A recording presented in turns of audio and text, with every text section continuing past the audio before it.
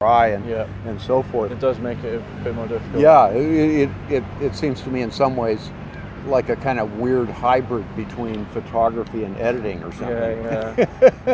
And funny, like, I mean, a lot of people rely on the just the fact that it's abstract to think that means it's good, and it does definitely add an element, but you need more than just something that's abstract. So yeah, I mean, it's people get some quite beautiful images that way that are beautiful abstracts. Yeah.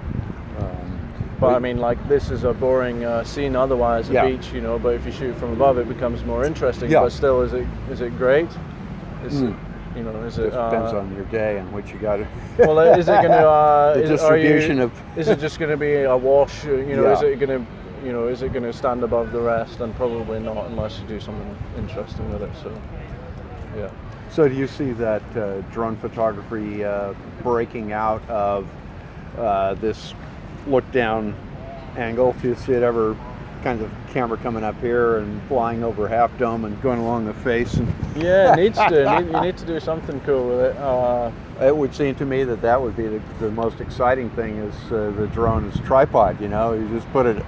You can get your camera up into really, and you can do stuff that wouldn't really be practical otherwise. Yeah. Well, I'm off to Germany so I leave a week on Monday, and I've got a week in Germany before we head into the UK, and there's a castle there, and it's just a beautiful castle, and I've been there before, and just, you know, I just thought, God, I can't get the composition right. I just need to be, you know, 3-4 meters up here, and then I can get away from all the trees and anything obscuring it, and I just couldn't do it, but I can do now it with perhaps the drone. with the drone, that's it. So it does. It doesn't need to be, you know, you'd still think that's shot from the ground. Yes. But it just gives you enough height to get away from any obstruction. So.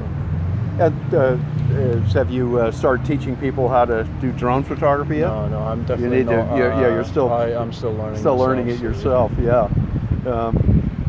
And I need to get sort out certification and all that. I mean, I have. Oh yes, yeah. And then there's all the technical and legal side of it.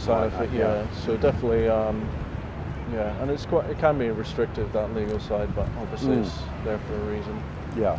And you just, I mean, it's going to be heavily regulated soon, and it has to be, because people are just. Oh yeah, because people. Unfortunately, we can't trust people. and they'll ruin it for everyone. So. Yeah.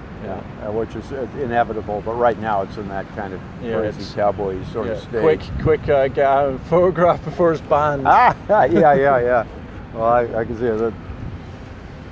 It'll be interesting to see how it plays out as a genre, and then when it, I think it'll make a transition in my mind anyway, for whatever matters, when it becomes photography rather than drones. Yeah, you think it's a different? In other words, when you stop thinking about it being a drone that took the picture, and that's a drone picture, that's and you start thinking about it as a photograph. Yeah. So, like, you mean a separation, like a composite or single capture? Yeah. You think it would be another thing? So I mean, there's definitely a fashion of aerial photography, and drones just add to that. But I mean, shot from a helicopter traditionally, but which used to be stupidly expensive, and now you at least can put yourself into that position. Yeah. So it'll be interesting to see what happens with it. For yourself, when you said you're heading off on a trip soon? So, and where's that going to be? And so I've got a week in Germany, and just because we could, we're flying with Lufthansa for a round the world ticket.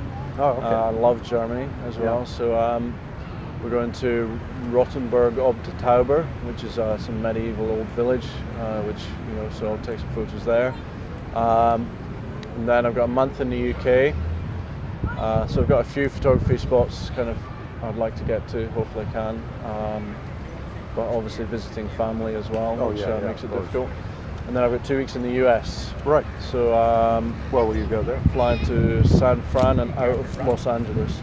Okay. So likely just do the coast road, unfortunately. I mean, it's not unfortunate, but I always go on that every time I visit. But I prefer, obviously Yosemite and Death Valley and all of that, but maybe not so good for the wife and kids. It'd be a bit more challenging. Yeah, that's true. So yeah, but there's a couple of stops along there I'd love. Where are you from? I'm from Southern California. Cool. So yeah, Is that coast, further the south than Los Yosemite and Angeles, those is it? places. I'm sorry? Further south than Los Angeles? Santa Barbara. Santa Barbara, so kind of north, yeah. So we'll drive past that, and is it Monterey and Yep. Going up some the other coast French road names. That's fantastic. It's supposed to be beautiful there. Oh yeah, it really. Have you not done that road yet? I've only been to Texas in the US, Oh, okay. so looking forward to it. Yeah. Yeah, Texas is quite different from California. Yeah. In so many ways. I was working as well. So, yeah. Oh yeah. So the Australian landscape, as somebody, and I guess you with your own background too, we come from landscapes anyway that are more, have got more topographical stuff going on, and the Australian landscape doesn't have nearly as many spectacular things poking up out of the ground. Yeah. It's a more I horizontal landscape. Yeah, the Blue Mountains, you go there and you look down. Yeah. I mean, I find that bizarre. Yeah. It's built on top, obviously, but they're not mountains, It's, there's more sort of hills. Yeah, a lot of mountains that are hills. How do you find the Australian landscape? Have you kind of got a feel for it, would you say? Yeah, absolutely. I mean, I love the northern beaches just for the seascape photography, and it is reasonably dramatic. And especially for being in a city, there's lots of photography opportunities. And but yeah, I think my wife said you should go away for a week before the baby comes, the next baby, and I'm like, okay, where would I go? And I'm like, I need dramatic. Really, I want something to impress. I don't want to just do something ordinary. And you're looking at the likes of Tassie, obviously, it's just as so extraordinary as it gets, and it is just an amazing place. But yeah, you do feel like you have to travel far to get some of these spectacular places. But then again, you go to the Blue Mountains and the canyon networks are just unbelievable. You get down in there and you get some. I haven't ever gone shooting down there, but some of the light you see people get, particularly where you get steep canyons. Claustral Canyon, yeah. So I went down there. That was my first canyon experience. It was Claustral Canyon, and it took us, was it 15 hours? It was just like. It was. We went in at 7 in the morning. Got out like 1 in the morning. Oh wow! Then the next day, it was hard work. Yeah. And dangerous as well. So, but yeah, no, I definitely love Australia, and I definitely want to shoot more of it. I just need to pick and choose where I shoot. So, do you have? I suppose it's a kind of a cliche, but do you have favorite times of day to shoot, or favorite seasons to shoot? I like winter because I don't have to get up so early. I really don't like getting up early in the morning. I'm no good at it. So I tend not to shoot in the weekends or in the mornings at all. Just because of that. It just ruins me for the rest of the day. Yeah. If I'm on a trip, then I will do it every day because it's a limited opportunity in a place that I might never get to go to. But here I just don't bother. I do like early mornings for shooting into the sun because obviously on the East Coast you kind of have to do that. I think adds another element. I like the sort of dynamic, foreground that's lit up, or so I prefer winter. I like obviously clouds. I like moody as well. I think a lot of my photography is reasonably moody, so I tend to go. I like cloudy days, and I don't mind that. Bit of precipitation going on. Something interesting. A lot of the time you get up for sunrise here and it's just a plain sky. Yeah. And it's just like, why bother? So unless you can obviously still do interesting things, but a third of the frame is. Yeah, exactly. And I think that's why having a drone gives you some options. To play around. Yeah, and you can still explore compositions and do something kind of cool, and not have a wasted trip. So, yeah, no, yeah. So the drone's going to go with you on your trip to Europe and the States and whatnot? So my family, which is the wife, son, drone, and camera. So it's unfortunate. All is my hand luggage, and I'm sure it's the same for you. Is just camera gear. Yeah.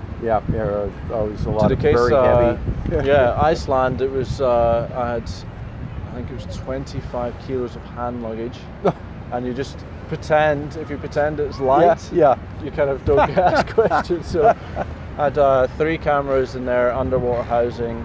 Oh man. 3 or 4 lenses. Just ridiculous. Yeah, especially you throw in the housing, now you have the bulk and the weight. Yikes. Yeah, it's a challenge, but it's still a bit easier than film days. Yeah, I'm sure, and bulky tripods as well, and But this time I'm traveling reasonably light as far as luggage. It's one season, the winter, so don't need to plan too much. Plus going to the US, I'll probably stock up on a few things, and I guess my camera gear has kind of shrunk down a lot as well. I had a look on your blog and saw that you'd had a dalliance with Sony, and then you'd come back to the Canon gear. Yeah, so I had 2 5D Mark II, 5D Mark III, Sony, and I just wasn't happy with the Sony, so I'm still with the bulky DSLR, and I'm happy with that. I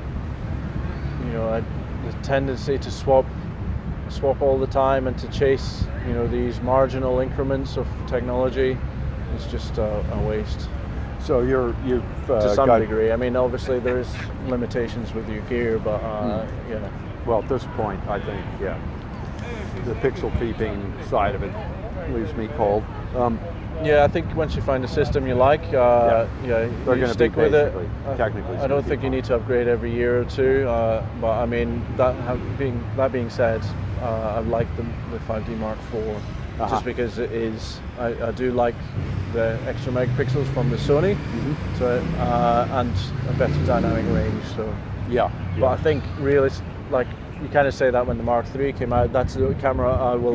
It's the only one I ever need. And then several years later. That's good dynamic range if you're a landscaper is kind of good. And I want to have that. I'm not using filters so much these days as well, so it just I need that latitude. So landscape, one question just occurs to me now, the obvious one, color, black and white. Where are you on that? It looks like from your site, color. Most of the color, and traditionally it was always black and white if the colors doesn't work in the photo. And there's a couple of shots there. I did an aurora shot in black and white, and I thought because it's a composite image, and I just thought it gelled together better as black and white, and added an extra element